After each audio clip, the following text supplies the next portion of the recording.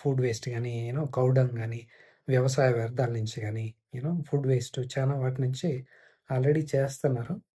అది ఇంకా ఎక్కువ అమౌంట్‌లో ఫ్యూచర్‌లో చేసే ఛాన్సెస్ ఎక్కువున్నాయన్నమాట. సో, అది కూడా మంచిది. సో, గవర్నమెంట్ ఈ మూడిటి పైన పుష్ చేస్తే బావుంటుంది. ఒక ఎలక్ట్రిక్కే కాకుండా, ఎలక్ట్రిక్ అంటే నాకు ఎందుకు ఇది నెగెటివ్ అనిపిస్తుందంటే, ఇప్పుడు మళ్ళా మనము మన ఎయిమ్ ఏంటి? ఒకటి వేరే వాళ్ళ పైన డిపెండ్ కాకూడదు. లక్షల కోట్లు బయట దేశాలకెళ్ళిపోతున్నాయి. అది మనము వేస్ట్ చేయకూడదని ఒకటి. రెండోదేంటంటే పొల్యూషన్ తగ్గించాలా అని అంటున్నారు. గుడ్, బావుంది. కానీ ఇప్పుడు మీరు ఎలక్ట్రిక్ అన్నారనుకోండి, అందరూ ఎలక్ట్రిక్ కార్లే తీసుకున్నారనుకుందాం. ఒకటి మళ్ళా మనం ఏం చేస్తున్నాం? మళ్ళా మనం చైనా పైన డిపెండ్ అవుతున్నాం కదా! అగైన్ వాళ్ళ పైన డిపెండ్ అయ్యేది మానేసి వీళ్ళ పైన డిపెండ్ అవుతున్నాం. సో, అది మంచిదా? కానే కాదు కదా! ఎవరిపైన డిపెండ్ కాకూడదు. మనకు కావాల్సిన శక్తిని, ఫ్యూయల్‌ని, ఇంధనాన్ని మనమే తయారు చేసుకోవాలి అని కదా! అప్పుడేం చేయాలి?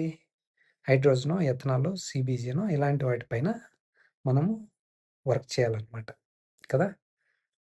ఇప్పుడు రేర్ ఎర్త్ మ్యాగ్నెట్ అనేసి ఏది చైనా నుంచే. వాళ్ళకి ఇష్టం ఉన్నప్పుడు పంపిస్తారు. ఇష్టం లేనప్పుడు స్టాప్ చేస్తారు. అది కూడా ఇష్యూ అయింది ఈ మధ్యన. సో, బ్యాటరీ కూడా వాళ్ళ దగ్గర నుంచే వస్తుంది.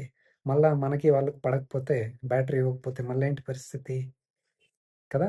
బయట వాళ్ళ పైన డిపెండ్ కాకూడదంటే, మనము అందరికీ తెలియాలి. గవర్నమెంట్‌కి కూడా తెలుసు. కానీ వాళ్ళు వర్క్ చేస్తున్నారో లేదో మరి. Hydrogen, ethanol, CBC. Okay. Compressed biogas చాలా బెస్ట్ అనమాట ఇది.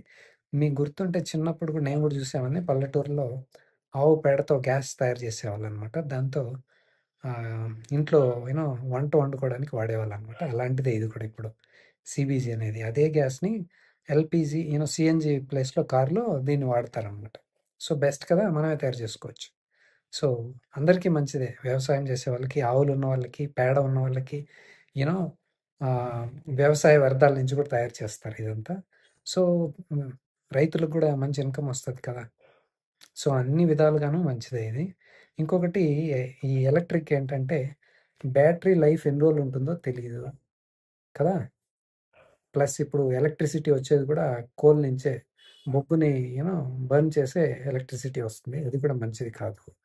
సో, గ్రీన్ ఎనర్జీ లేదు. గ్రీన్ ఎలక్ట్రిసిటీ లేదు కాబట్టి అది కూడా ఇంపాక్ట్ పడుతుంది. ఇంకొకటి ఈ బ్యాటరీలో ఈ సెల్స్ ఉన్నాయి కదా! ఇవి ఏజ్ అయిపోయిన తర్వాత ఏం చేస్తాం? ఎక్కడ వేస్తాం? అంటే మళ్ళా ఏ భూమిలోనే వేస్తాం. అది కూడా మంచిది కాదు కదా! అది కూడా పొల్యూషన్, ఎర్త్ పొల్యూషన్ అవుతుందనమాట. So, that is